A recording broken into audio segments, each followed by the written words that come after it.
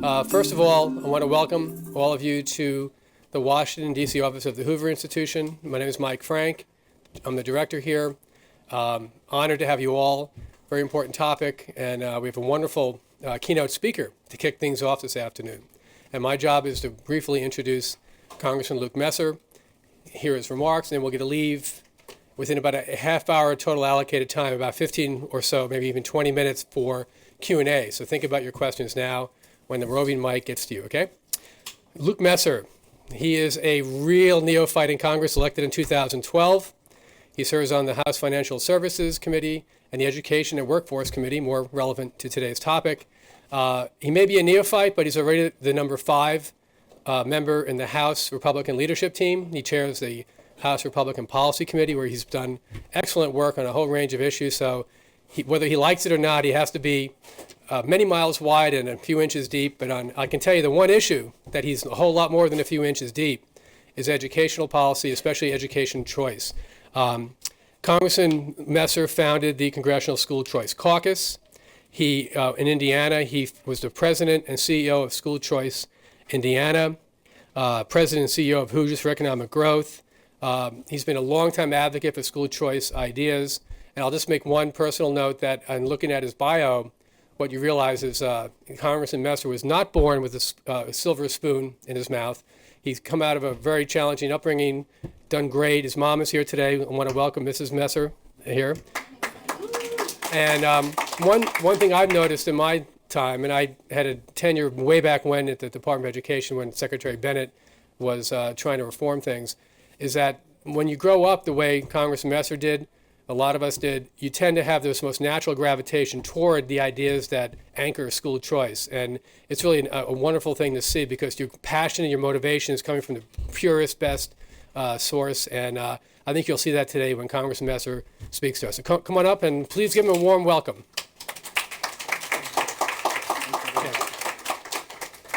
Well, thank you, Mike. Thank you, of course, to the Hoover Institute and Fordham for putting this together. Thank you to all of you for your interest in America's kids and your willingness to sit through today's program. First, tell you a little bit about who I am. I'll get to some of what Mike was talking about in a second, and I will start by saying my mom doesn't travel with me every day. She just happened to be in town for the inaugural, and so it was exciting for her to get a chance to be here. Probably at this time of my life, the most important thing I am is a husband and a father.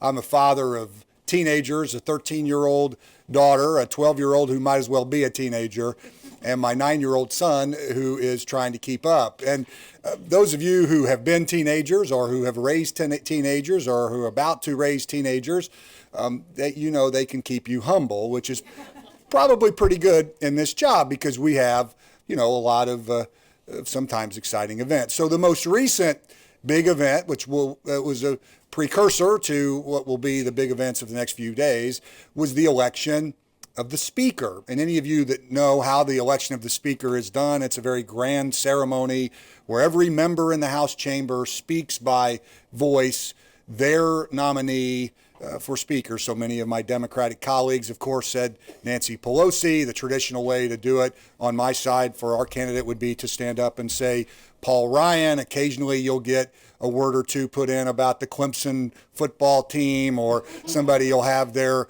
talking point message that they want to drive home and they'll throw in 4 or 5 words. And so I, with my sort of leadership seat that was laid out very specifically, decided to go very traditional. And when it came my name called, I just stood up and said very stoically, Paul Ryan. Well, right at that time, my kids who were there in the chamber with me pinged my phone with a text, and I want to read it to you here. It was, "Great speech. Loved your emphasis on the word Ryan. Wonderful pronunciation you have there. Emma and Ava," which I shared with Paul Ryan. And those of you who know Paul, he doesn't really get irony, so he didn't find it quite as funny as I did. But still, I thought it was very, very funny. Mike talked a little bit about my background and where I grew up and how it informs who I am. And basically, my story is like so many other American stories, I grew up in a single-parent family. My mom recently retired from the Delta Faucet factory. Anybody have a Delta Faucet in your home at one time or another? Probably some. I was raised in what our little small town was probably in many ways the wrong side of the tracks, although it was a very safe community. But I would tell you this, that I was taught that I was blessed by the grace of God to be born in the United States of America.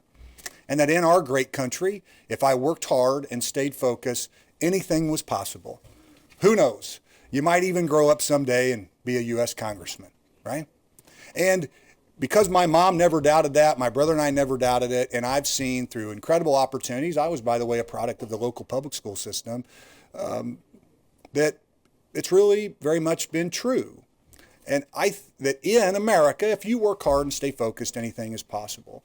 And I think one of the risks we face as a nation today, and there are, I think, several, many of them from outside forces, but internally is this, is that really for the first time in my lifetime, I think we have Americans who are starting to doubt that wonder if we still a country where no matter where you're born, no matter what your zip code, you'll have a chance for success.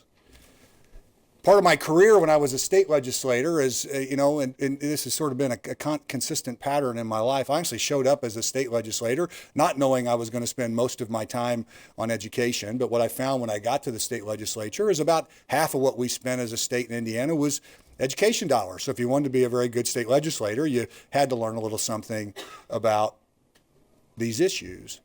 And it was there when I started to learn about the fact that not every community in America, in that case, not every community in Indiana, had a school like the one I grew up in. And that, in fact, there were some schools, and particularly in urban centers in our state, where you had graduation rates under 20%, and you had achievement rates in elementary schools where no more than a quarter of kids were being able to learn at grade level. And, of course, when kids are on that path, in modern America, they really have no opportunity for success.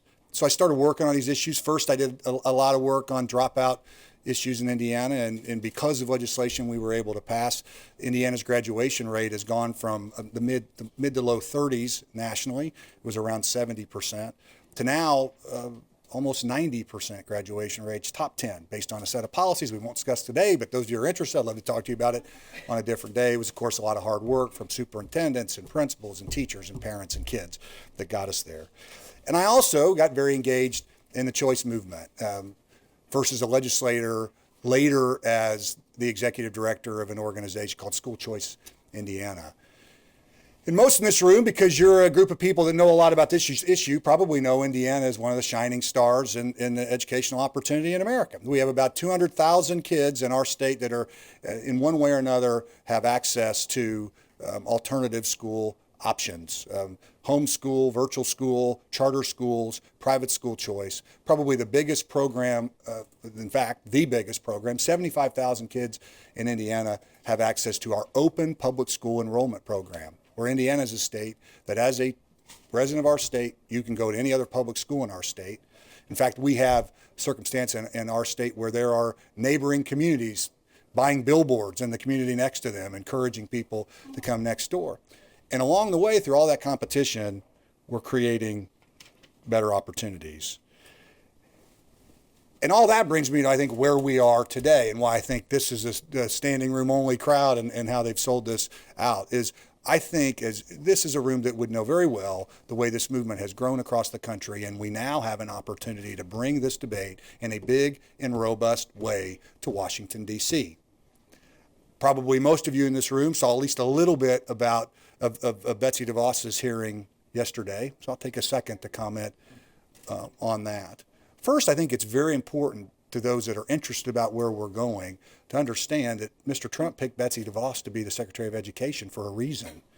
It is an enormous signal that we're going to get after our ability to give every kid in America a chance.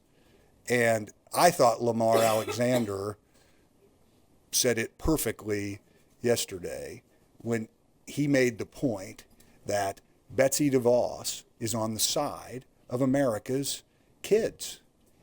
And frankly, and this is a sea change in this movement, Her ideas are in the mainstream.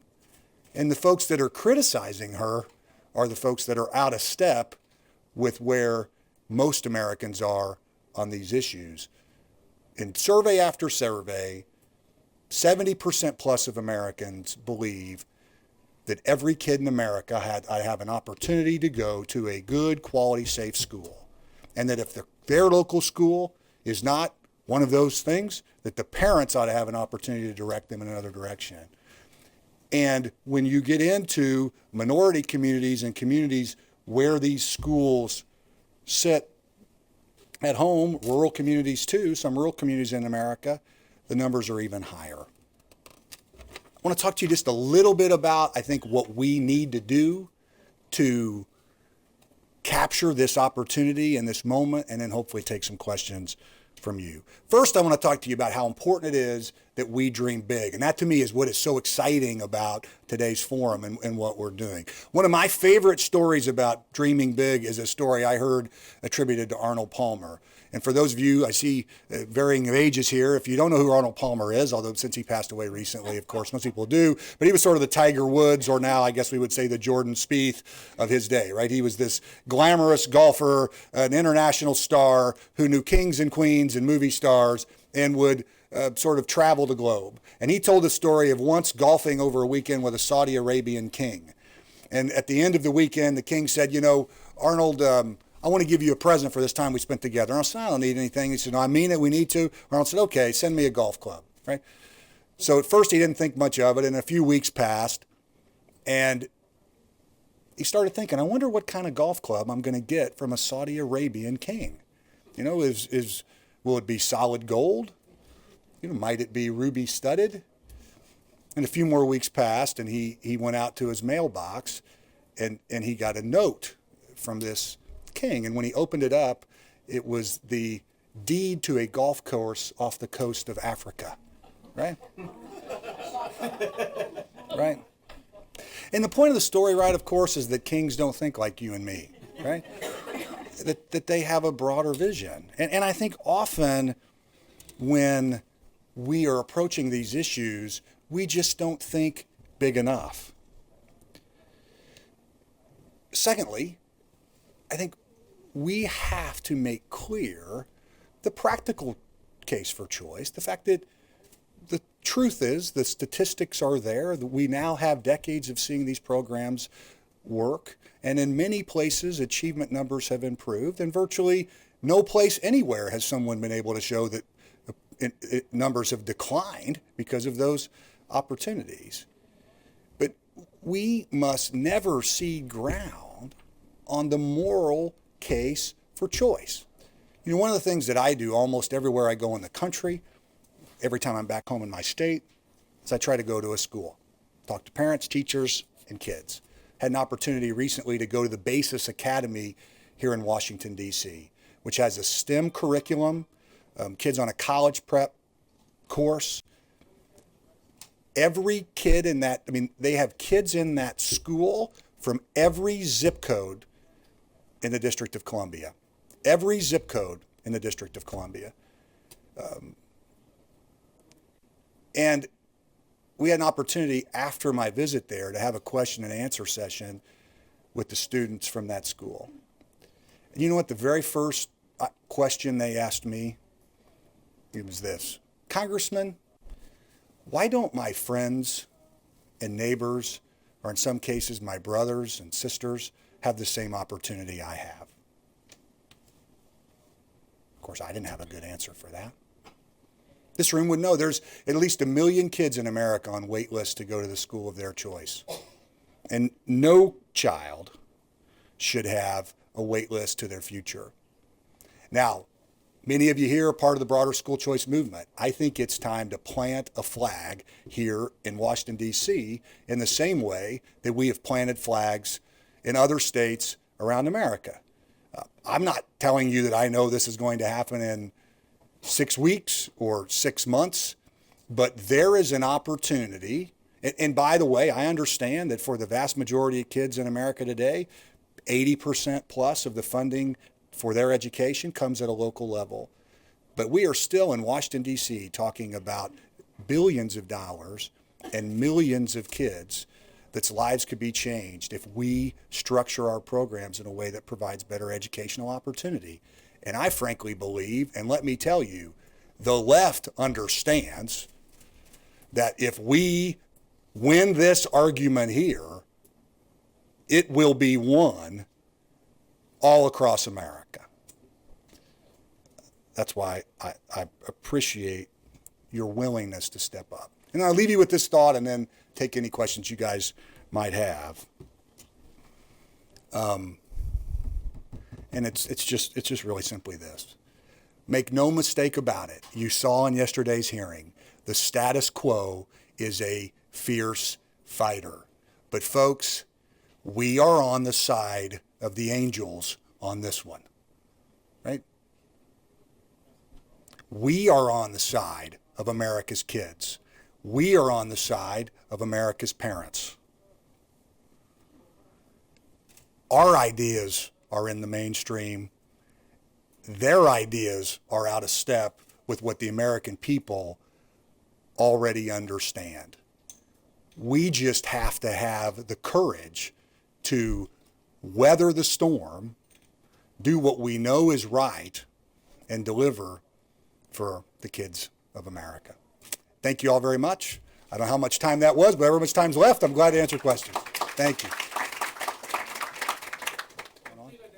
Hello. There you go. Hi, Representative Messer. My name is Elizabeth Schultz. I'm a Fairfax County School Board member. Fairfax County is the 10th largest school system in the United States. And you would think that in the Commonwealth of Virginia, right across the river, that where we really do value education tremendously, and especially in Fairfax, that you would see some degree of choice with, just a one-term governor, and we have movement there. Yeah. Unfortunately, I think Virginia is probably one of the worst. Yeah. I think only 12 have ever been approved, and there are only 9 still standing in the entire Commonwealth. And really, I think part of the main problem is that conservatives historically do not message well on some of these issues. And hopefully I'm doing a little better. But well, you are.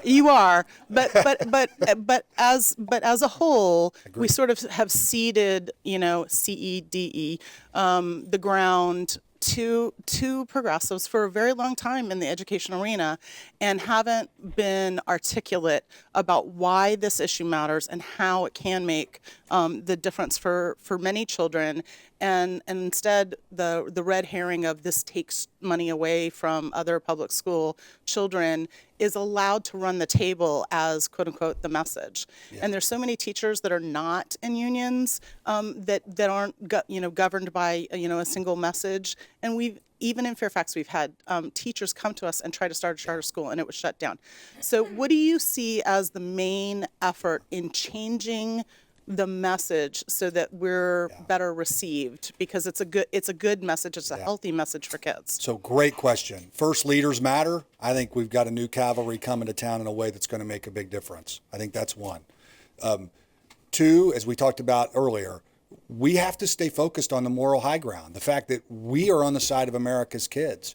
We are on the side of America's families. I didn't even talk about the opportunities for religious education. And I think, by the way, we shouldn't have, when parents are deciding where they want to send their child, are we really a country where only people that have enough money to both pay their taxes and pay private school tuition are the only people that get to send their kids to a religious school? In Indiana, because of the large Catholic school population, a lot of those opportunities have gone in that direction.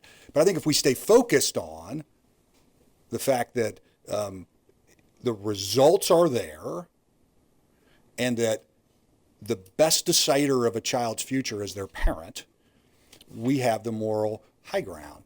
I would also say there's a lot of false scaremongering out there. When we were fighting these fights in Indiana, of course, what's the old adage that the history is written by the victors, right? So once you win, it all looks like it was inevitable. It was not always inevitable. And folks would come to me and say, our schools are very popular, like Fairfax County, but if we open up these doors to choice and opportunity, we're going to undercut our schools. And I would say, well, let's think through this together, okay?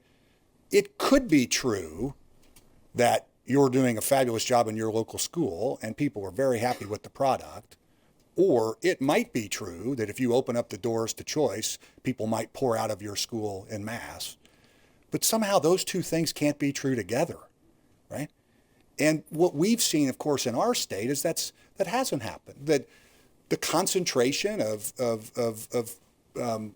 folks that have taken advantage of this choice are the folks that are in low-performing school systems and looking for a better opportunity for their child.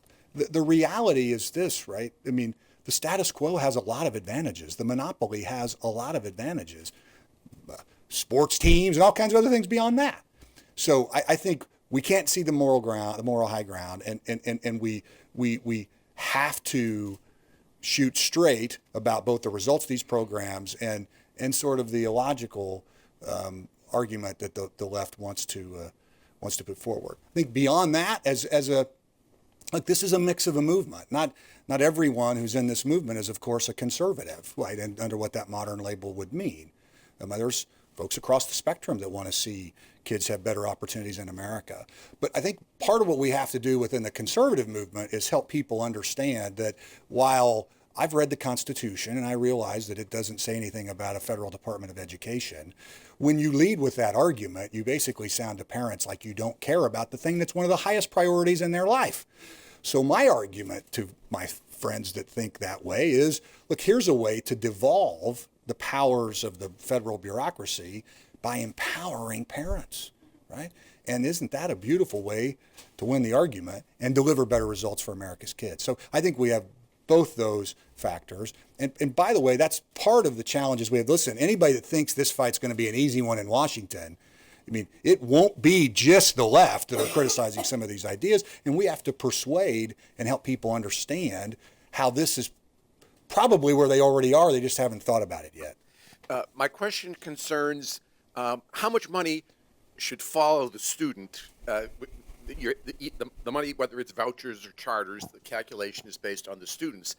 And the cost accounting is very difficult. What is your vision for the federal government's role in figuring out how much money should follow the student? Clearly, things like school buildings are highly subjective. Yeah. The formulas vary by locality and state, and there are tremendous abuses. How do you ensure compatibility, and does the federal government have a role? It would require massive changes in cost accounting and budget procedures. Yeah. So one, I think as we talk about this at a federal level, it's very important to acknowledge that you're talking about, as far as the total gross of what's spent in the nation, about 15% or so of that money comes from the federal government. The last thing we want to do is take that money and tie more strings to it. So I'm not looking at the way. What I want to do is empower state, local leaders, school board members to best decide how that money could be allocated and remove as many strings as we can.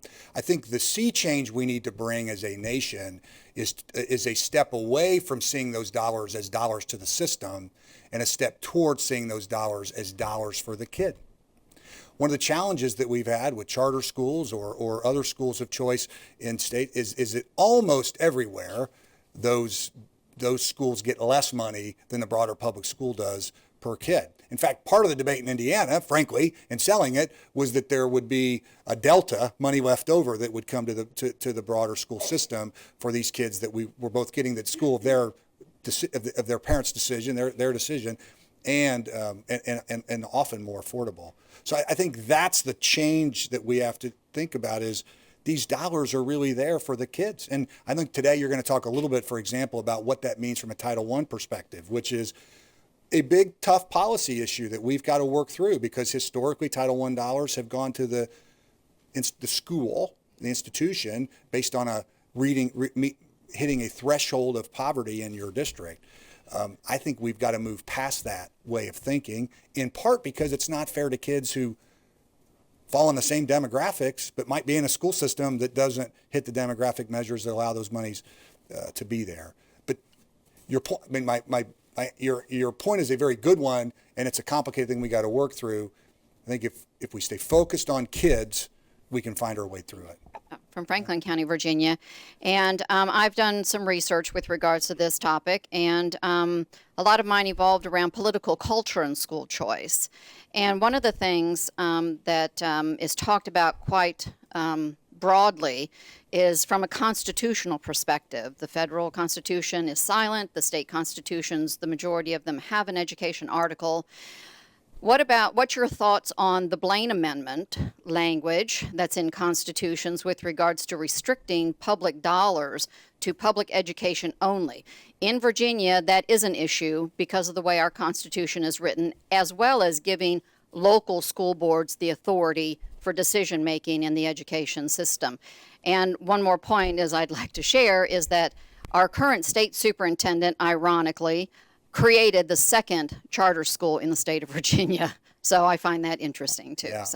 So I guess I would first say I'm not an expert in all the legalities of that. I would say, and someone else here could correct me if I'm wrong, but my understanding, for example, is the education savings accounts approach to providing these choices have been a response to some of these kind of constitutional amendments. And in states, people have have constructed ways around trying to do it, and where you can't, I would suggest trying to change the Constitution and have a constitutional amendment to get it done. Again, I think if we keep the moral high ground that we're focused on kids, and by the way, something I often say and haven't said yet, but everybody in this room needs to understand, we already have school choice in America if you can afford it. If you can afford to move, if you can afford to send your kid to a private school of your choice, we already have school choice. So the only real question is what we're going to do for everyone else.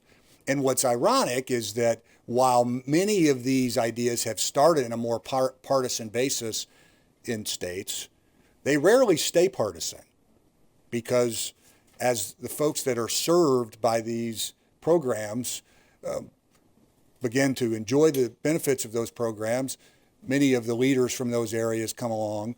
And one of the things we do every year in Indiana is we have a large rally where 1,000+ people come who have been participating in this program, and it is a mosaic of our state, right? It is an extraordinarily diverse folks from all kinds of religious backgrounds and racial backgrounds and other ethnicities. So, but there are, of course, obstacles that we'll have to move through, but I think all of them can be, and states have found a way to get around it. One more question? Yeah, because he knows I'd probably stay here all day if they didn't cut me off. Yes. Hi, thank you so much for being here today, Representative Messer. My name is Chandy Wagner. I'm with the Center for Public Education at the National School Boards Association, and we do a lot of research on education. And typically, or in the past, the Federal Department of Education has had a very large and important role in disseminating research and conducting research to know what works for kids. We've seen some school choice plans, whether it's charters, vouchers, et cetera, show positive effects for students, and we've also seen some, such as the Louisiana voucher program, virtual schools in Ohio, that had really bad effects for students. How do we use research in the federal bully pulpit, if nothing else, to make sure that we're using research to inform school choice policies as they evolve on the state level?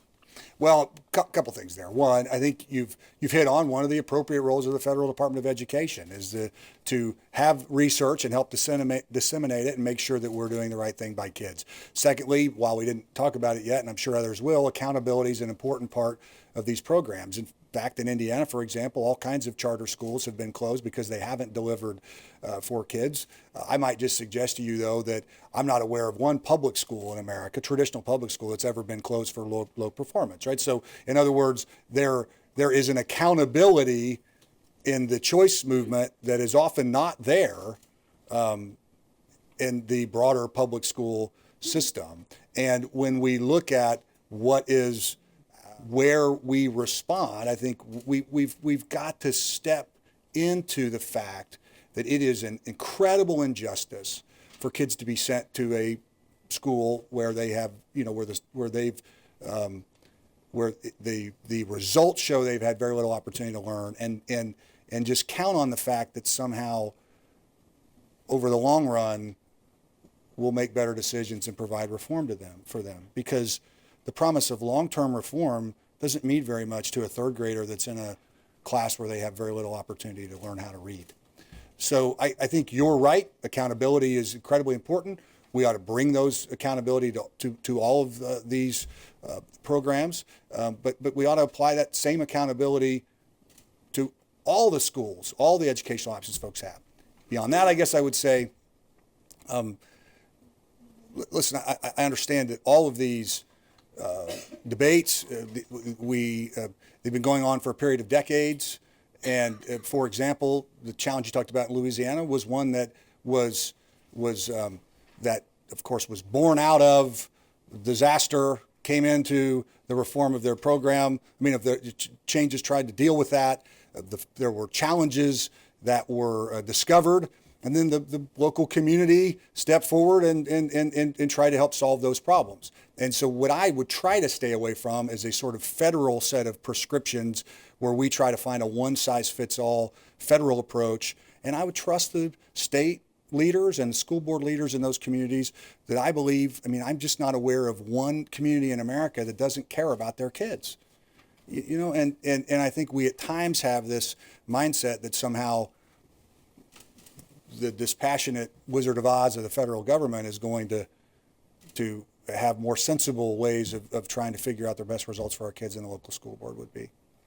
So fair enough. And by the way, given your response, I mean, I don't want to occupy too much time, but it sounds like you don't agree with Mike's statement that, I mean, I've said that for some time. You're aware of like a local traditional public elementary school that's been closed because of performance? Yeah.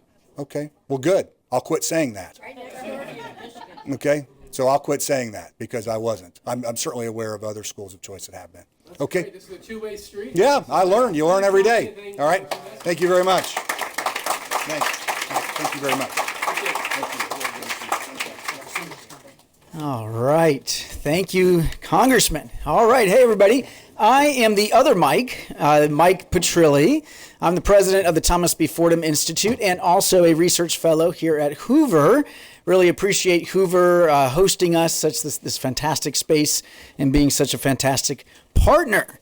All right, you have been waiting for this. You know, I've been tweeting that last night was all about politics.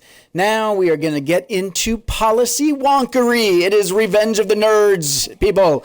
We are going to dig deep into this question about how might Congress, with the new administration, go about designing a new federal push on school choice. And we've got a fantastic panel to dig into that today, and I'm excited to introduce them in just a moment. I would suspect we might end up talking just a little bit about last night as well. That was a bear of a hearing, wasn't it? I'll be here all week. Yes, I was going to make a grizzly bear comment about your beard, Andy, but yeah, all right. This entire panel can tell us about the difference between growth and proficiency. Again, that'll come up later, but we'll... okay, I'll stop, yes. All right, well, we pitched this as a discussion about 3 options for school choice at the federal level. In fact, our Twitter hashtag is 3 options for choice, so you can follow that along. And those 3 options are pretty straightforward. The first is for the federal government to come up with some big new competitive grant program to support school choice. Maybe just private school choice, maybe school choice writ large. We'll talk about the pros and cons of that. Some people have described that as a race to the top for school choice. I think some of our panel would like to avoid that nomenclature, but a competitive program, akin to maybe what we have for charter schools at the federal level. A second option is to try to figure out, as the congressman just referred to, how to allow Title I dollars, maybe IDEA special ed dollars as well, to follow eligible kids to their school of choice. You know, right now already eligible kids, low income and low performing for Title I, kids with disabilities for IDEA, you know, already those kids have the right to services under Title I and IDEA, but not the money itself. And we'll try to unpack all of that and what might be done to change that so the money itself could follow kids to those schools. And then finally, the third option that, as far as I see it, is to do something through the federal tax code to promote parental choice. It seems like, from what everybody's been hearing from folks that are working on the transition, we have some of those folks with us today, and the Hill, that the last one, this idea of doing something through the tax code, might be the most feasible one in the short term, in part because there's going to be most likely a big tax reform bill going through Congress. It may be done in such a way that it only needs a majority vote, 51 votes, and so therefore school choice folks might hitch the train, their caboose to that train. So we're going to, again, again, unpack all of this and get into all the wonderful nitty-gritty wonky details. To do that, fantastic panel. Let me go ahead and introduce them briefly. You've got materials here in the audience and online. You can see their bios. First, we have Mackenzie Snow, who is a policy analyst at the Foundation for Excellence in Education. Thank you for joining us, Mackenzie. They have been doing some work and will be releasing some papers on portability in Title I, and she's going to discuss some of that and much more. Next, we have Andy Smerick, Research Fellow at the American Enterprise Institute, also President of the Maryland State Board of Education, though he always now has to say his comments do not reflect the positions of that state board. Okay, very good. And Andy, we all want to know, how much longer is this winter beard going to go on for? I mean, it's in the 50s today. Come on, Andy, what's going on? Next, we have Joanne Weiss, who is the president of Weiss Associates, but probably better known as the former chief of staff at the U.S. Department of Education, with tons of experience over the last several years helping the Obama administration implement lots of their initiatives, including the Race to the Top program. Thank you so much for joining us, Joanne. And then finally, we have Virginia Ginny Gentles, senior policy advisor at the American Federation for Children. That group has been in the news a little bit lately, perhaps because, of course, that is Betsy DeVos's group that she formerly chaired. And likewise, Ginny has been involved, and she's going to help us understand especially the tax credit ideas that are floating around out there, other ways the federal tax code might be amended in order to promote parental choice. That makes sense? And we'll have plenty of time for conversation and discussion. Please do follow along on Twitter. I will try to do so as well and bring in some comments and questions as we go. All right.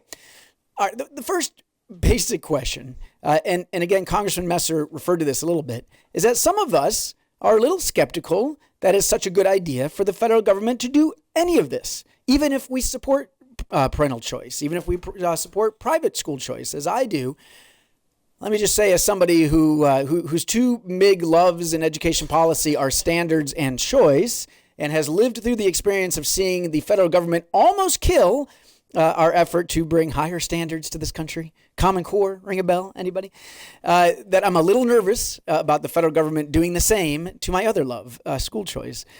So first of all, panel, let's talk about that basic question. Why should the federal government even get involved in this at all? Beyond, let's say, the voucher program in D.C. or what it's already doing on charter schools, isn't this a huge risk that the federal government, we're going to politicize the issue, they're going to micromanage, that years from now we're going to say, I regret us ever getting the feds involved in this. It was doing fine without Uncle Sam. Who wants to go first? Joanne, thank you. That was actually Ginny. That was Ginny. No, that was Ginny. I'm sorry. I literally couldn't tell. Okay. Yes, Ginny. Well, I was fortunate to be out of the country during the big fights with Common Core, so I missed that. You were. Very fortunate. We're trickled across the border, so I think lessons were learned, and guardrails and protections would be put in place, that's not going to be repeated. I think what we need to acknowledge is that the federal government is not going away, and that the billions of federal education funding are not going to go away. And what we're doing and what we've been doing over the last year is talking to Congress and talking to others about possibilities for repurposing federal funds in a way that empowers parents. And we've definitely kept in mind at the forefront has to be states have to opt in to these options that we've been looking at when we're talking about portability and redirecting federal funds. We're not talking about anything that would mandate the states. And so what we're looking for are opportunities to empower parents and have the education funding flow in a way that would not be onerous or burdensome. I think it's possible. I mean, that sounds great, but what we've seen in many programs over the years is that it starts off very lean, and then the regulatory creep starts. Joanne. I also think that over the last 10 years, everything that has started bipartisan in education, Race to the Top, No Child Left Behind, Common Core standards, has become a very partisan issue. And I worry that choice, to the extent that it starts bipartisan, is just vulnerable to exactly the same political dynamic. So I think we have to be really careful in addition, I think so much of choice is really about freedom from government regulation that I'm super worried about what happens if the government leans in heavy to scaling it, what happens to political pushback and backlash, but also to just the perversion of policy that can happen when that occurs. So I do think that incredible vigilance and restraint and humility are going to be required here. And I would just piggyback on what Joanne said, that the merits of any federal involvement to support the success of school choice in the states is really going to depend on how it's structured and how it's implemented. And Jenny mentioned Title I portability and repurposing existing federal funds. This is unique from other programs in that it would truly be a state opt-in program. It doesn't create an incentive for states to implement portable systems. There's no increase in your state allocation. And then also it's moving in the opposite direction Joanne was talking about. It's actually removing federal regulatory burden and freeing states to try to do better by their low-income populations. And then lastly, I'd just say that it's not overly prescriptive as to how portability would have to look in states. So I think Title I portability is unique from these issues that we've seen with former programs. So it would be more akin to allowing states to do Common Core rather than incentivizing them to do it. I mean, just to make the analogy there, right? Correct, and there is no incentive. It would only be states that really had educational landscapes that suited portable funds and who had the political will to design and implement such a system. All right, Grizzly Bear, Andy? So I am worried about this as someone who has spent his career both trying to do trying to advance school choice stuff, but also trying to be mindful about not getting Uncle Sam too big for his britches. These two things are running directly into each other right now. There was a time that standards accountability assessments were a state-led initiative, and they were ascendant and they were wonderful. And then Uncle Sam said, well, great, I will hug them. NCLB. And then there was a time when we were thinking about teacher eval reform and common standards and tenure reform, and then the Obama administration said, great, I will hug these. And sometimes a hug turns into a headlock. More like a bear hug, Andy? Oh, jeez. Sorry. I know, I walked into that one. I mean, there is something to be said for twice bitten, three times shy here. We have a state-led, ascendant, 25-year, quarter-century movement of school choice growing organically, thoughtfully at the state and local level and doing quite well. And now the federal government is saying, maybe I'll give you a hug. It just makes me a bit nervous. And for as much as I respect Congressman Messer, as a conservative, anytime a conservative says it's time to go big, the federal government, time for us to go big on a federal policy, domestic policy, especially in education, I start to think, I heard this on NCLB, I heard this on some Obama administration stuff. I want us to make sure that we pump the brakes, and the reason why my recommendation is what it is I think we have some history of how to do this well, and I'm worried we might not do it so well. All right, but that's a good segue, Andy. You have proposed, though, a new program for private school choice. Some people say, that sounds like race to the top for school choice. So explain to us why we shouldn't view it like that, and why you think it's doable without these problems. Yeah, we have 20 years of history of the charter school grant program. Which has now funded about 2/3 of the charter schools in the nation that have got started since its inception. We're talking about more than 4,000 schools. And no one I know would ever say that the federal government has taken over, done some hostile takeover of charter schooling. How did this happen that a $250, $300 million annual small program at the federal level has had such outsized benefits at a school choice level at state and local programs? The answer is it had the right mindset from the start, which is it deferred to state policy. It said chartering is a state thing, we're going to allow it to stay there. We're not even going to say all the different contours of state laws, but if a state decides it wants to have charter schools and a state authorizer decides it wants to approve an applicant, the federal government will have a small amount of money to work on a very particular issue, which is school supply. Making sure that the founders of schools actually have a small amount of money over a small amount of time to get up and running.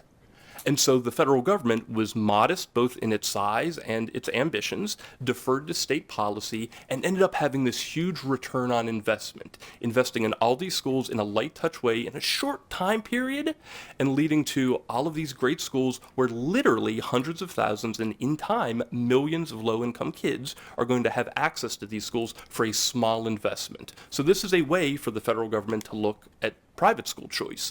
Let us defer to state level programs, not force it on anyone, not even force the contours of those programs, but say we're going to focus on school supply and make sure that founders of new schools participating in these private school choice programs have the resources necessary so they can get up and running. And maybe most important of all, we will get in quickly, startup funding, and get out. So no one can ever say that we, the federal government, has its thumb on private school choice.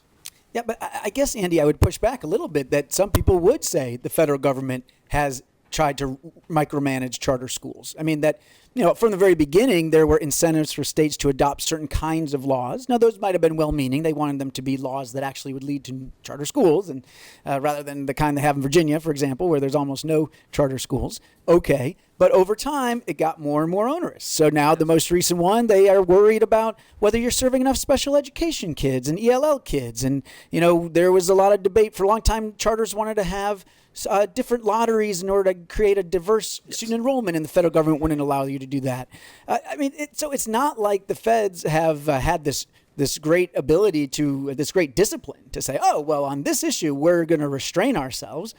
There has been micromanagement, and were it not, frankly, for Republicans over the years, there had been a lot more micromanagement than there already has been. I mean, so fine, you've got the politics maybe right now work out, but what happens 2 years, 4 years, 6 years from now?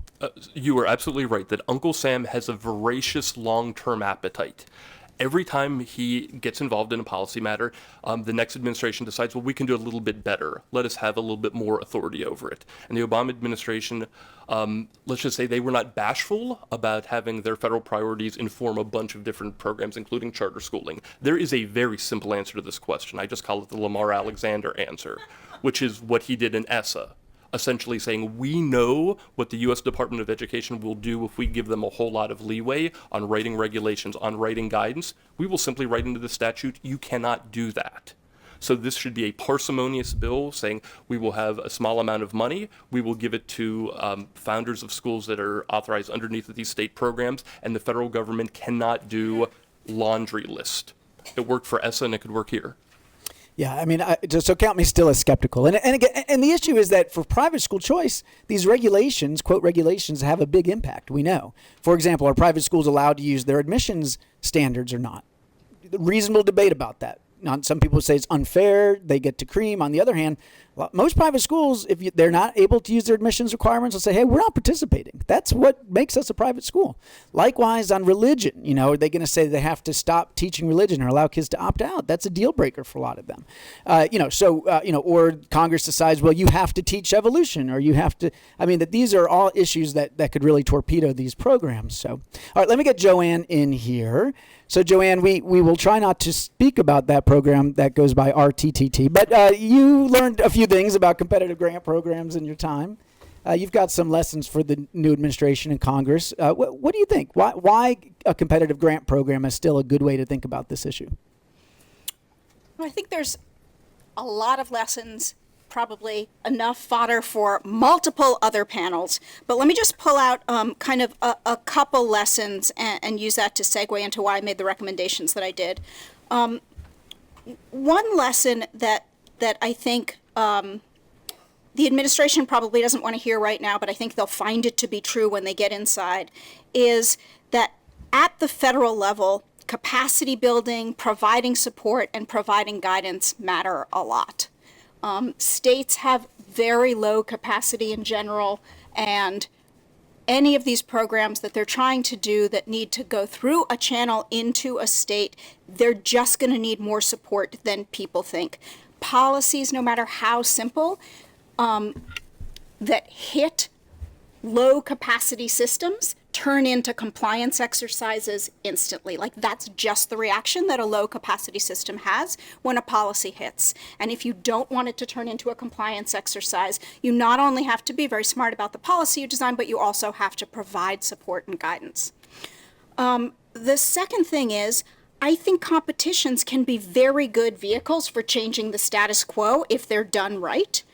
And so that's why I thought about that as a vehicle for doing some of this work here.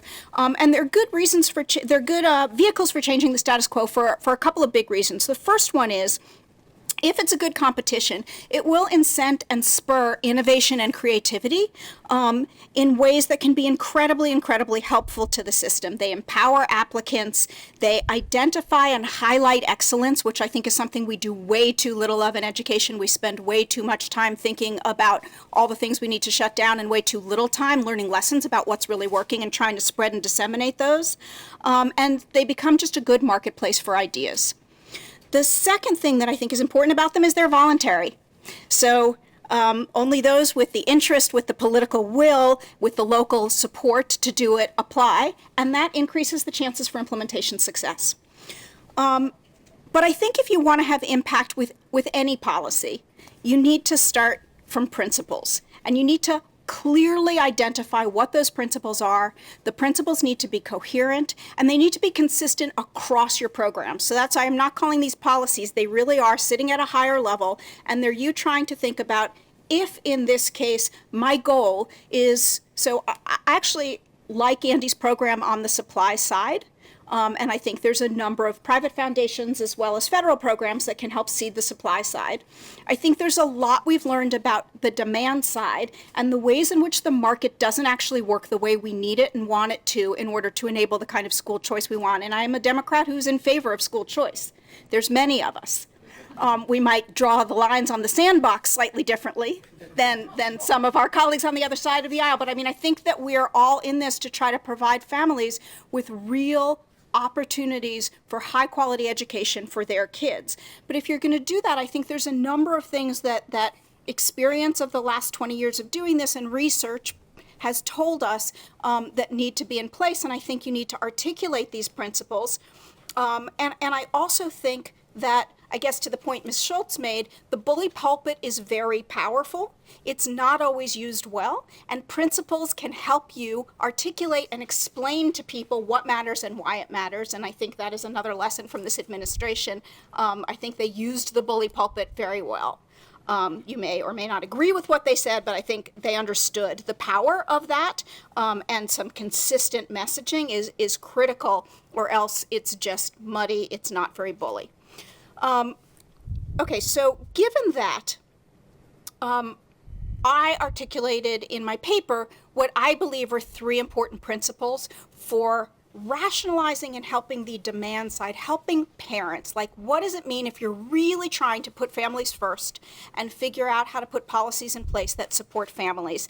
And I have three principles that I believe are important. The first one is access.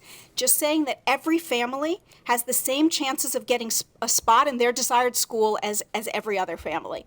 It sounds really simple. It happens almost nowhere at the moment. And part of that is because it requires some real proactive action to level the playing field and provide the kind of educational opportunity that parents need. So that it implicates the application process, it implicates the selection process, it implicates tuition and fees, giving families the decision of where to send their child rather than making it the system's decision where to assign the child is not a simple thing, and it's an important thing for us to think through.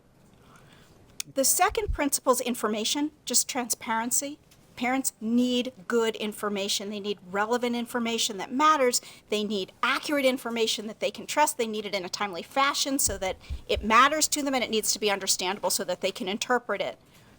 And in a country where nationwide right now we have like 90% of parents think their kids are ready for college and career, and the truth is fewer than a third are, like, we have a criminal lack of good information going on here, and bad information is the enemy of markets. Like, they don't work when the information is bad. And just quickly, the third one is quality oversight. I just think we have a lot of evidence now that families voting with their feet alone is not enough to ensure quality. If we have financially reckless, unsafe, academically failing schools, they should not be options for parents to pick among. Parents need to pick among good options, not options that the system knows are bad, and we need real accountability and oversight to close down and deal with the options that aren't working. So let me leave it at that, but I think articulating these principles is really important, and then designing a competitive program that embodies those is the proposal that I put forward. One more thing quickly. I am not sure that this competitive program should be run by the federal government at all. Sort of back to our first point. I think it could be run by a foundation. I think it could be done at the state level where it's offered to cities. But I still have concerns about what the federal government's role should be in all of this. Thank you, Joanne. And I should point out that Joanne's paper is online at our event page for this event. We've also been running it as a series of blog posts. Andy's got a blog post about his proposal that's up on our event page as well. So Andy, Joanne is saying that we should have accountability. We should also have information for parents. Both of those imply perhaps requiring the kids participating in school choice programs to take tests, maybe state tests. There comes the regulations a little bit. I mean, do you, in your world for this new school supply, would that be one of the requirements that states or localities that get the money, that the school choice program has to have some kind of quality control mechanism?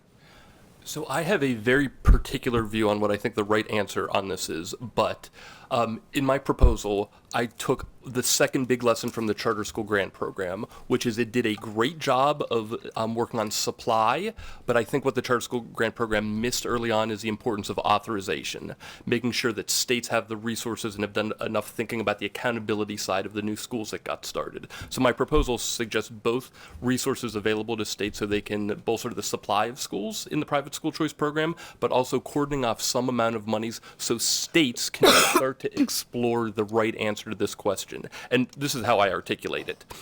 If private schools are going to participate in a public program, what is the right kind of accountability, public accountability, that matches the number of kids who are participating, the amount of money they're getting, and the nature of the private school? These are actually tough questions. If you're a school of 500 kids and one of your students takes a voucher, should that school be subject to the same federal and state rules as a school where all 500 kids are getting state and federal money? Maybe not.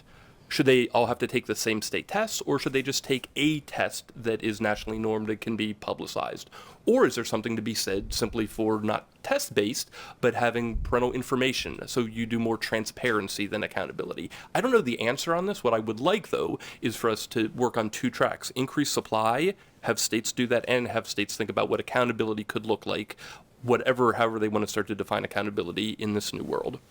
All right. Okay, good. Let's transition now to talk about where the big money is, and that's Title I. And this question about can we unlock it for kids who are low income and low performing and transfer to private schools. We now have all these voucher programs, tax credit programs, ESAs. We have seen quite a few low income kids now making this choice, and yet their Title I money does not follow them, though some of them are getting Title I services. So we're going to have to try to unpack all of that. I will say we have another paper up on the event page by Michelle Doyle, who used to work in the Office for Non-Public Education, that tries to explain how all of this works today and all the complications that would have to be done to make it work differently going forward. So, Mackenzie, first of all, can you help us to understand that some private school kids are getting Title I and IDEA services today? It's not like they're getting nothing. Can you explain just a little bit about how that works? Sure, and just a little bit by way of background, for the need for Title I to... Excuse me. Just a little bit by way of background for the need for Title I to be able to be made portable in states that choose to do so. Joanne just warned us against compliance exercises, and Title I has become largely that for states and LEAs and districts and schools that are participating in it. So we've got a $16 billion federal program that in 50 years of existence with the federal government in the driver's seat has not had a meaningful impact on the achievement gap. So why don't we allow states an opportunity to try to make those funds more transparent, more student-centered, more accountable to parents, and more targeted so that they can be impactful for the students that they serve. And that's for both public school students and private school students. So Mike, you asked about how do equitable services work currently, and what's wrong with that system. So right now, equitable services are provided by the district to academically disadvantaged or academically at risk private school students. They're not necessarily provided to those students who generate those funds, those who are low income, and they are also based on the district that the child lives in, so their attendance area. If they are going to a school outside of that attendance area, a school may have to deal with multiple districts to try to obtain equitable services for their student population. So we see all of these complexities in the way that equitable services is administered. So what's wrong with that? Well, first of all, if you look at the numbers, they're not equitable. So 4% of private school students participate in equitable services. So those are the kids being served. The federal poverty rate in private schools is 10%. So we know that the kids that are generating the funds are around 185% of poverty. That's the poverty measure that districts are typically using.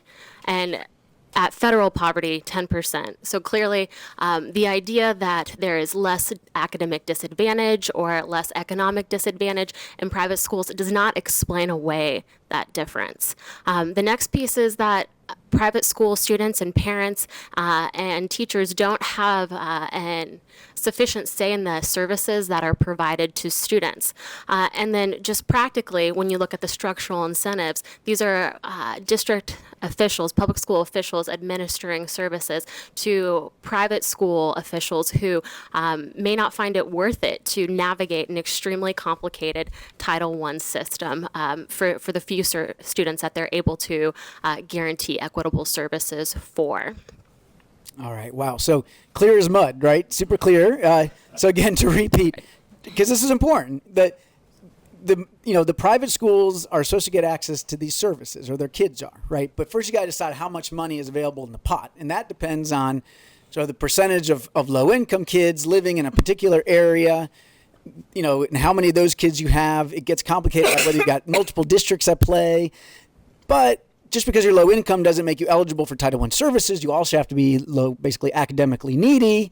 And so then that's a different set of kids that might actually get served. Then you've got to basically negotiate with the local district and say, please, please, please come serve these kids a reading program or tutors or something. And they have to agree to it. So this is a system. I mean, it has been, arguably gotten a little bit better over the years. And every time it's reauthorized, there's tweaks made to try to make the system work better. But it is clunky for special ed kids. In effect, when they move to a private school, they can give up their right to a free and appropriate public education unless they were placed in that private school by a district. They're still, some of those kids are still supposed to get services, but many of them don't get services, or there's not enough money to go around. So maybe a child really needs weekly speech therapy, but there's only enough money to give it to them every month or something like that. And they just have to kind of take what they're given. Right. And on the other side of the IDA portability debate, you also see that there is massive socioeconomic disadvantage for the students who are actually able to challenge the services that they're providing or challenge their eligibility status for IDEA. So only those with the resources are able to go through a complicated due process hearing procedure to be able to be actually publicly placed in a private school. Yeah. All right. So why not just slap the money in their backpack and let that follow them to their school of choice? Easy peasy, right? Okay. But then who triggers the money? Who gets the services, right? Again, these are different kids who trigger the dollars, then get the services. How could that work in a portable plan? Right. So I think the conversation around portability often starts and stops with it can't be done. And even if it could be done, it wouldn't be worth doing. And that's intellectually lazy. When we look at the major questions around Title I portability, we think of how could you track and identify eligible students? Well, first of all, you would need to make eligibility federal poverty so that dollars could be more impactful. So right now, the per pupil allocation for kids participating is around $600. So think of that as about 185% of poverty. And the per pupil allocation, if we were to roll back eligibility to federal poverty, would more than double to $1,400. So how are you going to identify these kids? There's multiple options. One that I like is to have a parent fill out a FAFSA-like form and to have relevant stakeholders be able to access their last year's tax return. The next question is, how are these funds going to be an amount appropriate for that individual child? So we already talked about limiting eligibility, so you could more than double that per pupil allocation to $1,400. There's also the option for states implementing that they could put poverty concentration weights, perhaps at 50% of federal poverty, there would be a poverty concentration weight, and then again at 75% of federal poverty. But those are all things that states would have to weigh and shouldn't be, again, federally dictated to the states. And then finally, there's the question around, well, how could these funds be dispersed to individual students?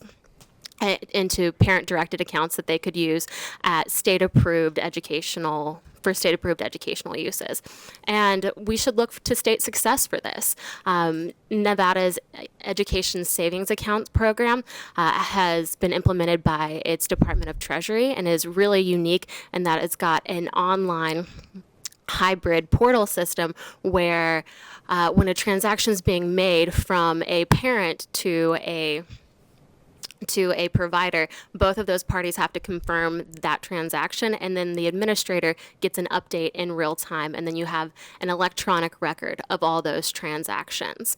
We can also look at federal programs like SNAP and in some states WIC and TANF, who are administering EBT cards, electronic benefit transfer cards, which are the equivalent of debit cards for those benefits. So there's a lot of creative solutions to make portability work, should a state have the political will, and should their educational landscape support a portable system. And states having political will. So you're saying they could opt into this kind of system. If they didn't want to, they could just keep the system they've got, including the equitable services provisions and all of that. But let's be clear. I mean, what you're proposing, this is a huge change. I mean, you're saying, first of all, we're going to lop off a bunch of the kids, basically the working class kids, and limit this just to kids with poverty. But it'll be all kids in poverty, whether they're low achieving or not. By the way, I kind of like that. That's good for high achieving, low income kids. I would like that.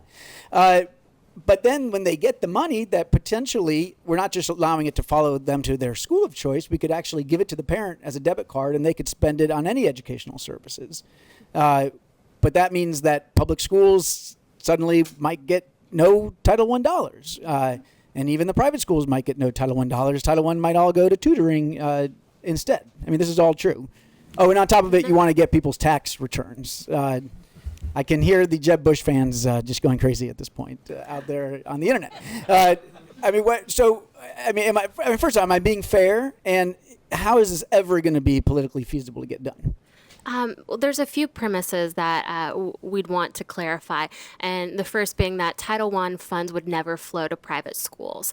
Private schools wouldn't want to be recipients of federal funds and all the regulations that would follow them. They would be put into parent-directed accounts that would be multiple uses. They could be spent for multiple providers for things like tuition, fees, tutoring, textbooks, test fees.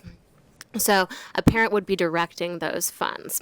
The other concern that you raised was the idea of limiting eligibility. And what about those kids on the margin that are academically disadvantaged and economically disadvantaged, but would no longer be served?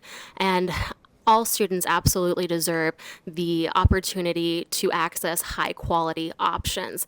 But what we've got right now is a $16 billion federal program that's had negligible impact on academic achievement and the achievement gap. And it's trying to serve, if you look at the poverty measure used mostly at districts, 185% of poverty, that's 51% of all public school students. It actually serves 45% of all public school students. So that's a massive undertaking. Any program that's trying to do too much will not accomplish anything very well. Okay. All right. Well said, Mackenzie. All right. Let's get Ginny in here finally to talk about option number 3. Now, again, my bias here is that option number one, this new competitive grant program, is tough because you got to come up with new money and you worry about regulation. Option number two is intriguing, but politically not at all doable in the short term. You'd have to reopen ESSA and, Lamar Alexander and others tried to get something somewhat akin to this through last time, and that was not doable. Maybe someday. But option number three, now this is very intriguing. Something with the tax code through a reconciliation bill. Ginny, walk us through this. What might this look like? I wanted to talk about option number 3A and 3B. As a true wonk. I love it. Yes. If we're wonking out here. So starting with 3B, there's been discussion over the last year and beyond about the possibility of taking 529 college savings accounts and expanding them to allow parents to use those for K-12 expenses. So if we're looking at big options, big things that can be done within the tax code, I think expanding 529s is a really easy thing for Congress to tackle. It has a lot of support based on our conversations.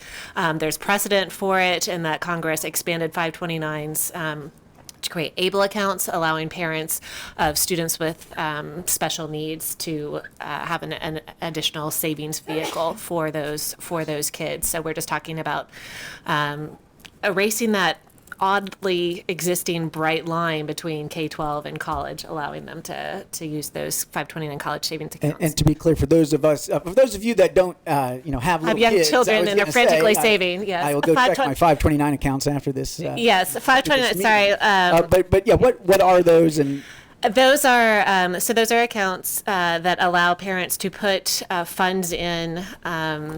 Tax and the funds grow tax free and then are withdrawn tax free. So they're I guess like an IRA, but for college savings, they are administered by states and they allow parents to invest in a variety of different savings vehicles.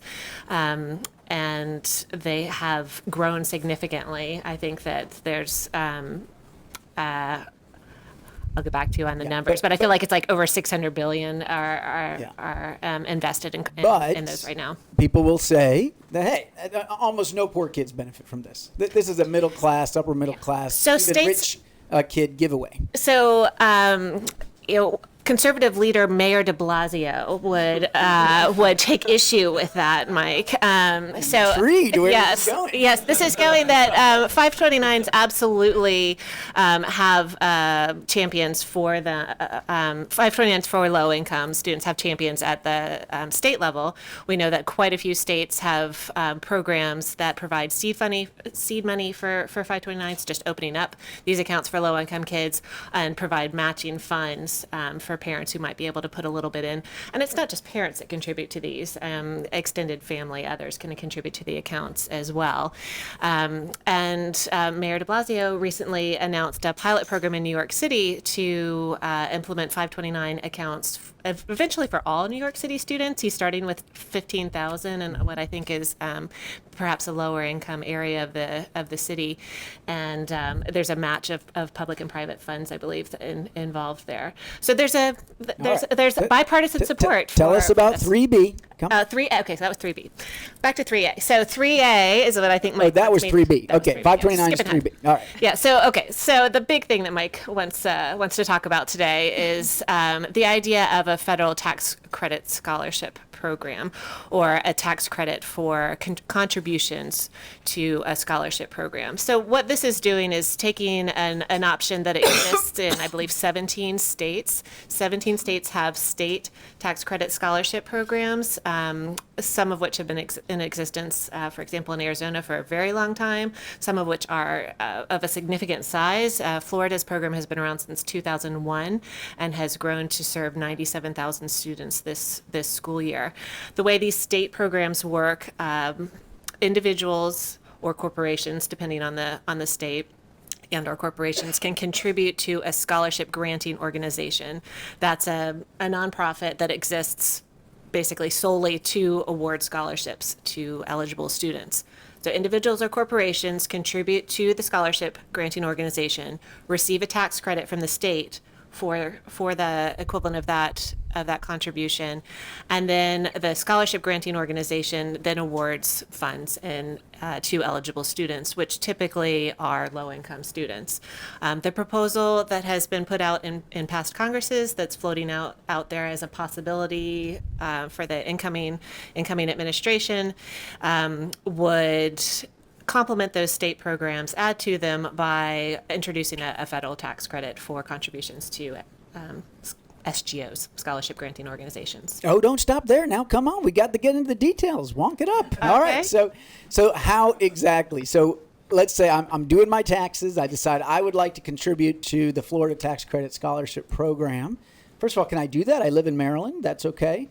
Is there a limit on how much I can contribute? But when I contribute, I that comes right off the top of my taxes. I can say, hey, you know what? Instead of paying $2,000 to Uncle Sam, I'm going to pay $2,000 to Florida instead. I'm quite sure that the people from Step Up for Students in Florida are excited that you are ready to contribute to their program, Mike. It's all hypothetical. Yes, okay. So, right, all hypothetical. All these are ideas that are floating around right now. So let's be clear on that. Senator Rubio, Congressman Rokita have proposed legislation in the past. I don't know what this year's legislation is going to look like or what the incoming administration is going to propose. But let's say it looks something similar to past legislation. There doesn't seem to be a lot of restrictions in there for crossing state lines with your contribution. You're just talking about an individual or a corporation contributing to a scholarship granting organization. The Rubio bill had, I think, a $4,500 limit for an annual contribution from an individual and a $100,000 contribution for a corporation. Okay. Mm-hmm. And then there would be conceivably some overall limit to say, the Treasury is only going to take so much of a hit. We're going to cap it at $20 billion or something like that. Well, if we're truly wonking out here. Oh, yes, we are. There is something in Congress called the Joint Committee on Taxation that scores these proposals. And boy, when you talk to Ways and Means committee offices, and I assume Finance Committee offices, their heads explode. They want to know what that score is. Scoring's a big thing in Washington. What is it going to cost? So I would assume that if you want to keep the score to something that's not going to make a Ways and Means staffer or member's head explode, that you probably want to have some sort of cap on there. And your understanding would be there'd be no regulations at all about sort of requirements. What would it take for a scholarship granting organization to be eligible? I feel that you just put words in my mouth. Okay, I did not say that there would be no requirements. Tell me where I got that wrong. Okay, so I think the idea, again, is to complement what's going on at the states. And let's look to Florida, mostly because I'm a Floridian and I ran the school choice programs 10 years ago, back in Florida, and oversaw the state tax credit scholarship program there. So know a few things about that. It was a bit of a rough start with the program, maybe not enough regulations in place, but the state has addressed those and was in the process of addressing those back when I was there. I think what you see in a state level program are requirements that participating scholarship granting organizations, participating schools do background checks on their employees, that participating schools meet your basic state and local health and safety requirements, and then you want to ensure that the school is not a fly-by-night school and there's a certain level of financial viability that needs to be proven there. Not Trump University, for example. No comment. So, okay, so we've got. Boy, tough crowd on that one, man. They're fine with grizzly bears, but not that one. Okay. So we've got a great model to look to, and not just Florida, but other states have these programs and provisions in place. There's no need to add on an extra layer of federal regulations. I don't think that you're going to want these existing SGOs and participating private schools to want to have to adhere to an additional layer of regulation. I think that whatever federal provision just needs to make it clear that these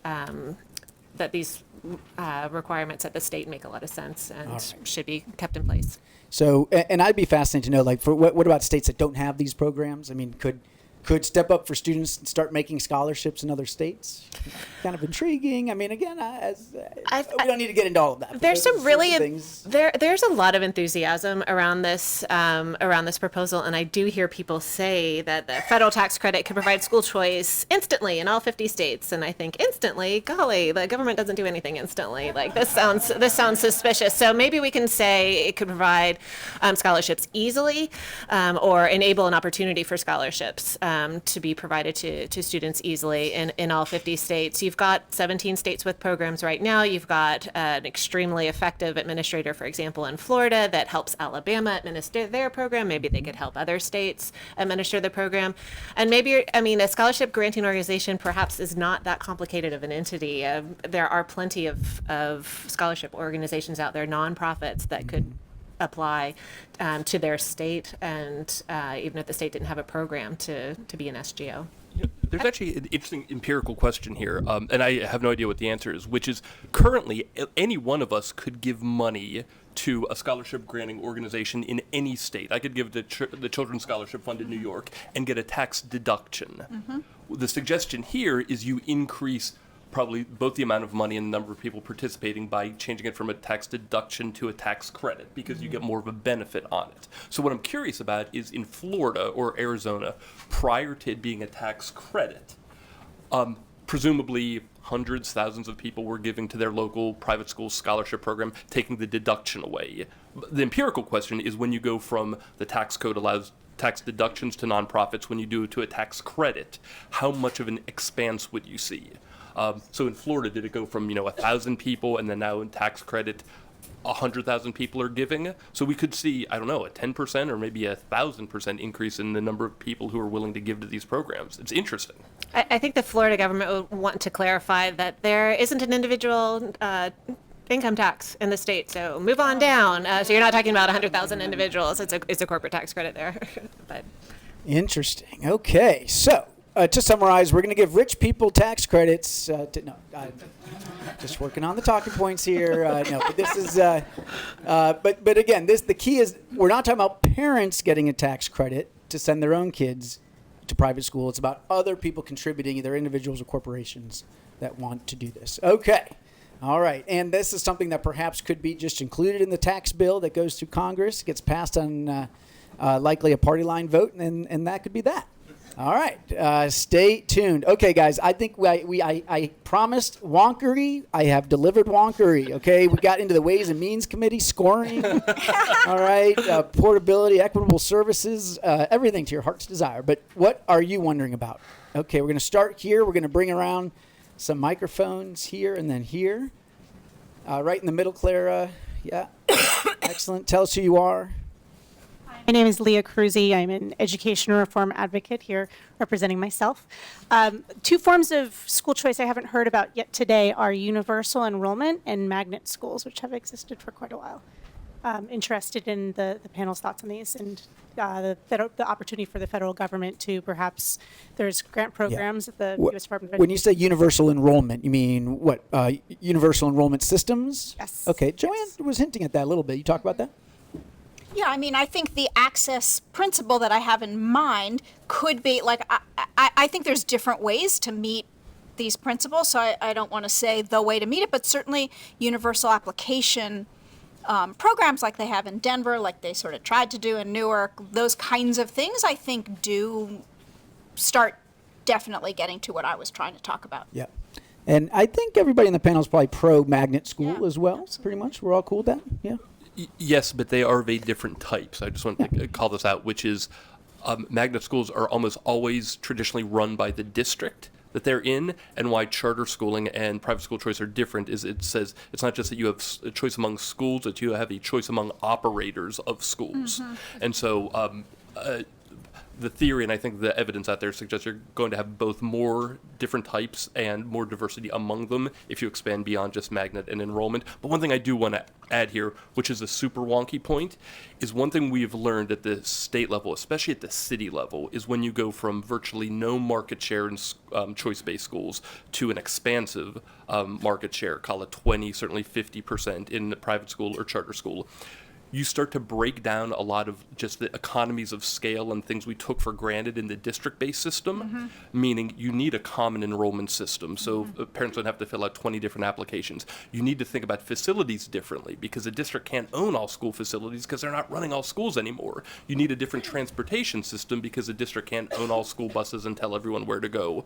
So one thing I always want to interject in these conversations is 10 years ago, I would have said the entire game here is increased school supply of different options and empowering families to choose from among them. Now, after a decade of experience, I see that the infrastructure necessary at the city and state level to make these systems of choice work is expansive and difficult. And let's not think we can just pass a program and then wave the mission accomplished flag. There's a whole lot more wonky stuff to be done. Right, although even sort of to the point that McKinsey was making with technology and with ride sharing and Uber, like there are some brand new ways of solving old problems that have not yet come to education, but ought to. To federal I'm going to education. go here. I will say on Twitter, I want to give a shout out to AAA Scholarships. It says, hey, we administer 7 tax credit scholarship programs in 6 states already. Hashtag don't forget us. Okay. We love you. Sorry, Check them guys. out, AAA Scholarships. plug. Right here. Yes. Hi, my name's Naomi DeVos. I'm the deputy of the Public Charter School Board here in Washington, D.C., the sole charter authorizer. I'm in D.C., been there 5 years. Wondering, so I've been thinking of quality and accountability and how does that work across all the 3 sectors, traditional, charter, and private. What are you thinking about accreditation as a sort of failing place in education? All schools seem to get accredited. They all pay for it. How can we repurpose that into a way of looking at outcomes rather than inputs and making that, rather than creating something new? Has anyone been thinking about that as well? Accreditation. It's the one Anybody? common denominator across all systems, but there's nothing common about It's true. We've had accreditation and piled on top all these new accountability systems and authorizing, charters but in DC have accreditation is to be still accredited. there. I feel like in yesterday's confirmation hearing with the Senate and then also in Congressman Messer's remarks, there was an effort to shift the conversation more towards away from the system and how the system does things, which would be accreditation, I think, and more towards empowering parents with information. I know as a parent of a child who's been in a public system, in a French immersion public system, in a private school, I have absolutely no idea about the accreditation of those schools, but I know a lot of other things about them, and I talk to a lot of parents in my decision in placing the child. So I think that the movement, at least from our world, our school choice world, is more towards how do we empower parents to have a lot of information to make the best choices for their child. I'm not sure if accreditation is part of that. And I would just pull another example from a success in the States, which is Great Schools in Arizona. This is a private provider, a private nonprofit that provides information both on test scores, but also on things like parent satisfaction and teacher reviews, and provides a much more comprehensive picture without government being involved. Okay, we're going to go.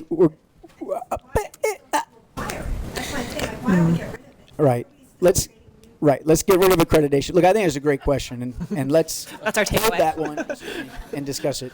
We're going to go in the back, and then we'll come to the front, and then.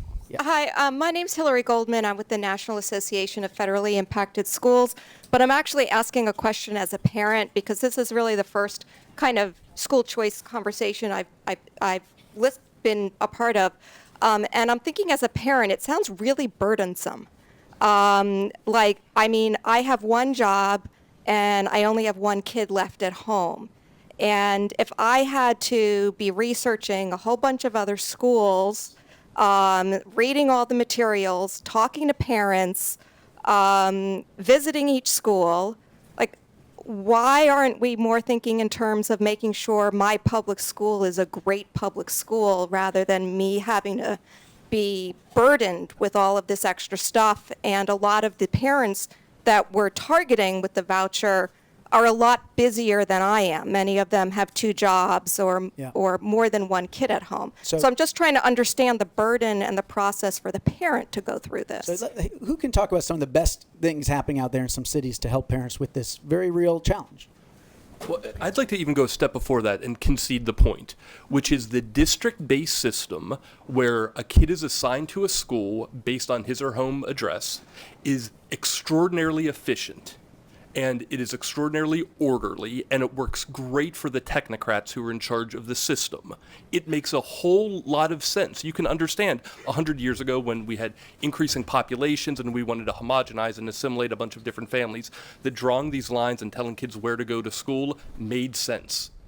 Unfortunately, that doesn't work for a lot of families, and for at least two reasons. One, a single assignment-based school may not be right for your kid.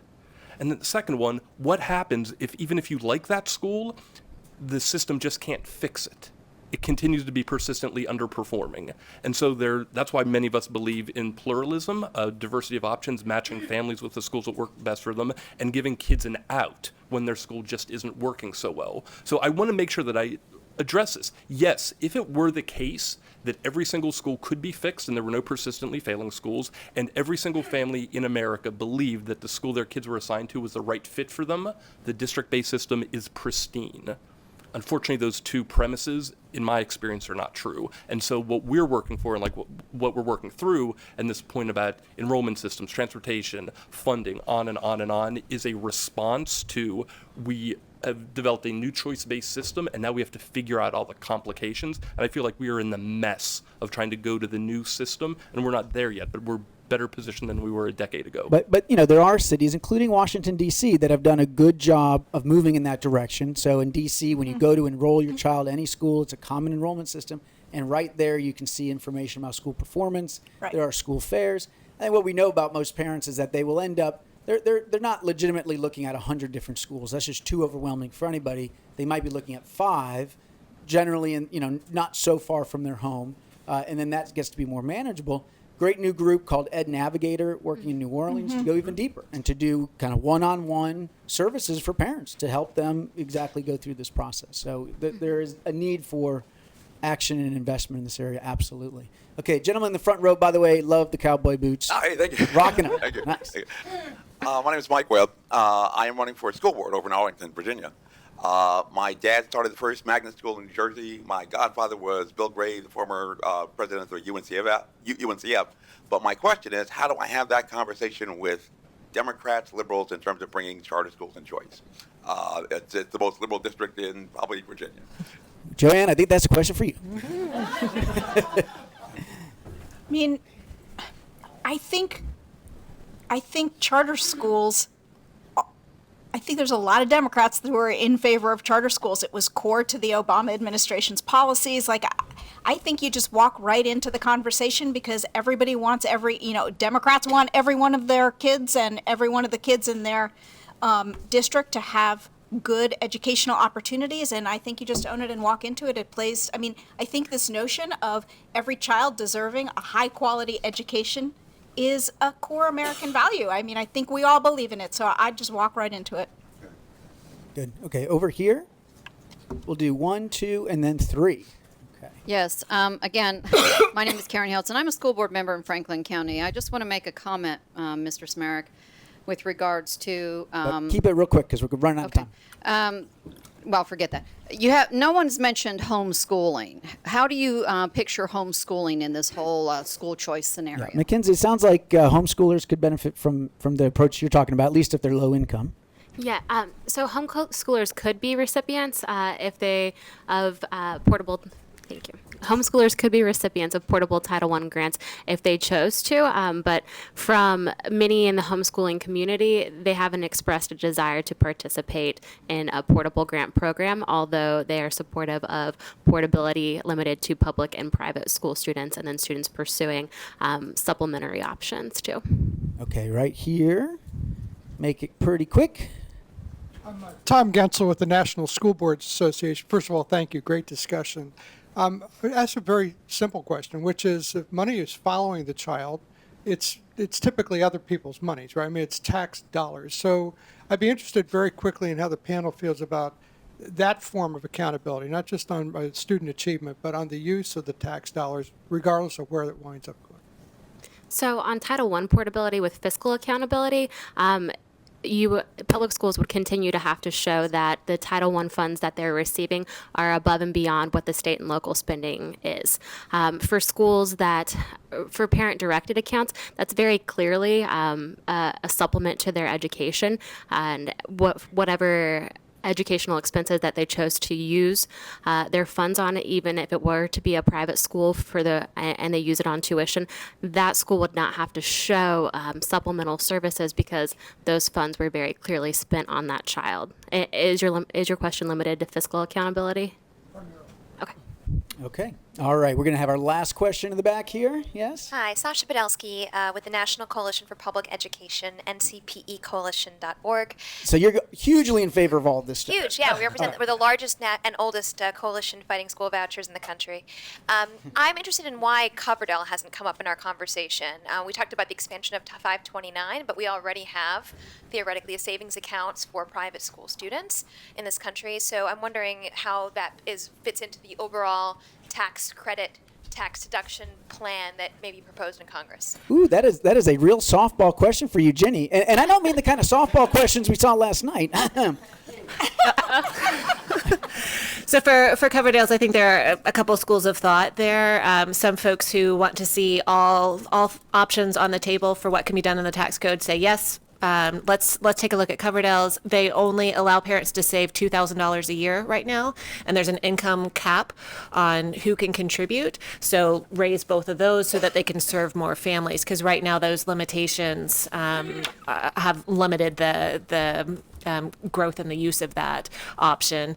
Another school of thought, which perhaps might be, well, I have no idea what's going to happen politically, but once upon a time there was an interest in simplifying the tax code, and so once upon a time, yeah. So the school of thought was, you know what, if you're expanding 529s to cover K-12 expenses, then really that's doing what Coverdale's do, just in a more expansive way. So you can phase out Coverdale's and expand 529 college savings accounts. All right. Wow. You know, even though we have wonked out big time, I still feel like we have just scratched the surface of the kinds of issues that folks on the Hill and in the administration are going to have to figure out. I'm looking at certain members of the audience right now that may be involved in this. You know, for example, if it's the tax credit play, you know, are there any kind of federal regulations that go along with this? Is it limited to low-income kids? The Trump campaign proposal was about low-income kids. Is there anything around accountability? What about access to schools by, you know, gay and lesbian students, or the teaching of religion, or any of those? I mean, these are hot, contentious issues. And how does this all play out? If it gets attached to a tax reform bill, you know, will Republicans go along with something that's going to cost $20 billion? Will they go along with all these details? You know, what gets traded and how much of a priority is this for the incoming president? So it's going to be something wild for us to watch. You know, my sense is some of these other ideas are going to remain to be on the table and debated for years to come. They may not be addressed right away, but there may be attempts at them in the next couple of years. So please first join me in thanking our fantastic panel. Keep in mind, go to our event page for this event where you can find Joanne's paper, Andy's blog post. We've got Michelle Doyle's paper. McKinsey, when you guys publish your portability papers, we'll get that up there as well. I think we put something up there about the Rubio-Rakita bill, so you can check that out. Also, mark your calendar, February 2nd, the Thomas B. Fordham Institute, this time at Our Digs. We're going to do an event on what Washington can learn from recent school voucher research. We heard the congressman mention that, and then be corrected about whether or not any studies have found vouchers to be ineffective. That used to be the case, that they were all finding positive or neutral findings. A couple of big ones recently in Louisiana and Ohio found negative results for the first time. We're going to try to unpack that, figure it out, why that might be happening and what it means for this larger discussion. So again, February 2nd, check that out, Fordham Institute. And thanks again to our colleagues at Hoover.